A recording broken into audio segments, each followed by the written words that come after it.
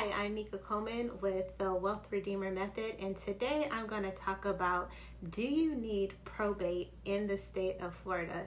For those that don't know what probate is, it's basically when a person dies that doesn't have a will or a trust, and you have to go into probate.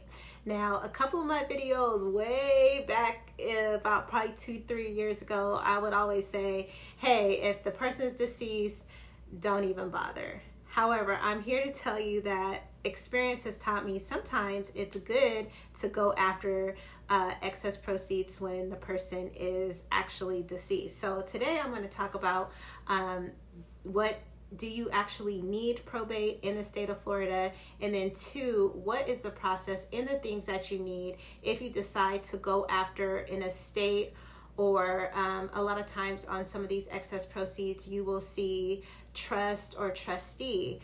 So sometimes people will put their properties in trust and they're still living, but 9 times out of 10, if it says estate or trust, most of the time the person is deceased. So today I'm going to talk about how do you process probate in the state of Florida. Now, I'm going to do a disclaimer because I'm going to start doing different states, but what I found in my experience of doing excess proceeds over the several years is that even though the state might require certain things, every county is different. So I always like to talk about my different my different unique experiences I have in different counties. And today I want to talk about how do you process a probate. Well, technically not a probate, but somewhat of a probate. I found a loophole is basically what I want to say. So I have found people, and I used to say, oh, don't deal with dead people because, you might have all these, heirs or whatever may have you. And so I used to just stray away from them. But I feel like if you are, what do I want to say? I was going to say if you're a savage, but savage has nothing to do with dealing with a whole bunch of heirs. What I want to say is, if you are not new to real estate and you're more of a novice, sometimes it's easier to navigate because you know how to do the research, you know how to look up people. But before, when I was originally started, I just strayed away from it because it required more paperwork. It required looking up a whole bunch of heirs, and I'm gonna tell y'all right now, if it got 2 or 3 heirs and the overage is 20 or 30,000, I'm not gonna even bother because it's just too much work for 40 to 30% of the 30,000, and then you have to work with all these heirs. It could be very tedious. So I do want to say that experience has taught me sometimes it is good to go after these people that are deceased. So today I'm going to talk about how do you file probate in Florida, but a lot of these counties have different rules, and so today I'm going to talk about that because I discovered a loophole. But let's talk about the probate.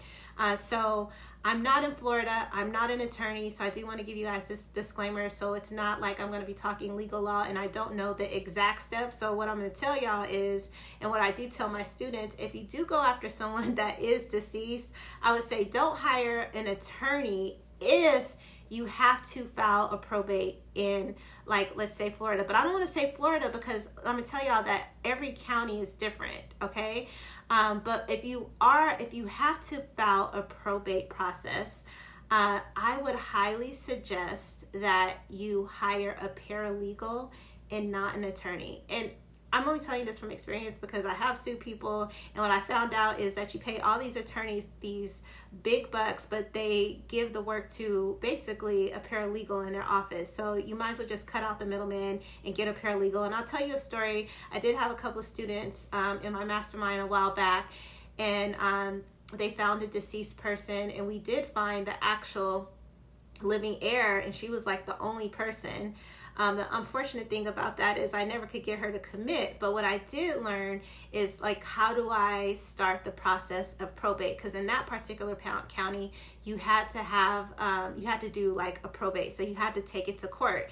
But of course, I'm not an attorney, I don't know how to file probate paperwork, right? So the cheapest and easiest way to do that is to hire a paralegal, and I can't remember the county, but I did find a paralegal that was going to charge me $500 to file a probate case. And basically the two main things that you will need is you have to order a death certificate, and then you have to find all the living heirs, and then you have to like do like a statement of like who the heirs are, and then if they are heirs that actually are what am I trying to say, that they actually have what's the word I'm trying to look for, they actually have a right to these excess proceeds. If they're deceased, you have to prove that too. So you are going to spend a couple of dollars on death certificate. So that's like, you know, the basic part of probate. That's the only thing, like if you're not an attorney, that's something that as the excess proceed agent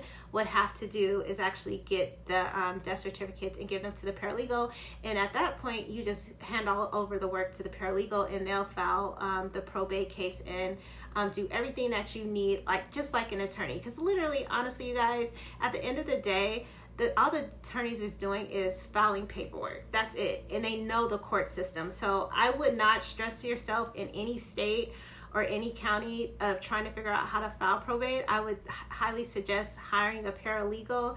You could find them pretty much anywhere. I'm kind of old school, y'all, so I go on Craigslist, but you know, AI is my best friend, and they also can help you find paralegals in a specific county that are familiar with the courthouse and familiar with the process, and literally cut the price in half. Like I said, it was one county I was working, and I got it was pretty, like, I think one guy was like $700 and the lady was like $500. So I mean, depending on who you charge, that's how much it is to just file the paperwork, basically.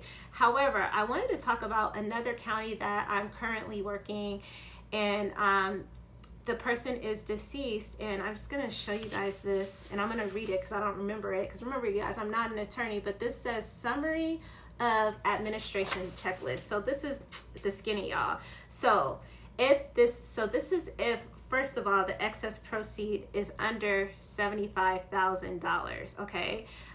You can use this process. So I'm going to read it, and I was like, loophole. So I thought I'd share it with you guys, because a lot of times I think if you're new to this business, I would highly suggest probably staying away from it, because there's a lot of time and energy that goes in this. But if you've been doing this for a while, or like if it's something like worth you going after, absolutely. Or if you found the person or an heir and you're like, okay, this is a really good one, I would highly suggest, you know, doing this process. But like this one specifically is only if it's under $75,000. So I'm just going to read to you what qualifies as a summary administration. And I'm telling you guys this because this is a loophole of not actually going into, you still have to file in the court system, but the process isn't as tedious or as long as the probate. So you basically need a summary affidavit. And the two things that I learned about this as I'm reading is that the deceased has to have been dead for 2 years, and the estate asset has to be, like, for example, the excess proceed has to be less than $75,000. And what else did I want? And then you have to do an affidavit of heirs. Now, this particular person, like, she had never been married and she only had one daughter. So I was like, boom, perfect. Like, those are the type of claims that I would go after, because I'm not dealing with a whole bunch of people. I'm not dealing with the ex-husband and his kids, or if she had like 5 different kids. So I also look at, when it comes to the affidavit of heirs, I want to know, okay, how easy or how hard this is going to be. So I normally don't go after stuff that's at least 1 or 2 heirs, and even 2 heirs sometimes can be hard if they're not on the same page. So anyway, this is like a summary of affidavit, and it's like a little checklist, but the two most important things in order for you to file a summary of affidavit is it has to be less than $75,000, and the deceased has to have been dead for 2 years. So that is like my skinny on, you know, Florida. I know Florida does this, okay, because I work a lot of counties in Florida, but there are some counties that you can't use this loophole. So you do have to do probate. So anyway, I wanted to just give you my 2 cents on how to do probate in the state of Florida. And I'm going to say the state, right? Because some counties you don't have to do probate, especially if you have a trust. But also too, that's sometimes hard to find. But if it also too, I would also ask the county, can you do a summary affidavit? Now, this particular county, it gave me the checklist of what's required in order for me to actually file a summary affidavit, which literally cuts the probate time in half because you're not having to go through probate. So I would highly suggest, just as a pointer, if your working counties ask, if you are interested in doing people that are deceased, ask them, could you do a summary affidavit, and if so, what are their requirements versus a probate? Now, some counties are stickler and they be like, I'm not an attorney and I can't answer that for you. So you probably want to call the probate office and ask them. But sometimes, you guys, I'm just bold. Like, I'll just send in the paperwork and then I wait for them to tell me. But some counties I've worked long enough to know what is needed. So anyway, I want to just give you my 2 cents on how to do probates and summary affidavits for deceased people for excess proceeds. I hope this helped. If you have any questions, drop them in the comments, and don't forget to subscribe if you enjoyed this information or watch any of my other videos. Don't forget to like, subscribe, or leave a comment. Happy investing, guys.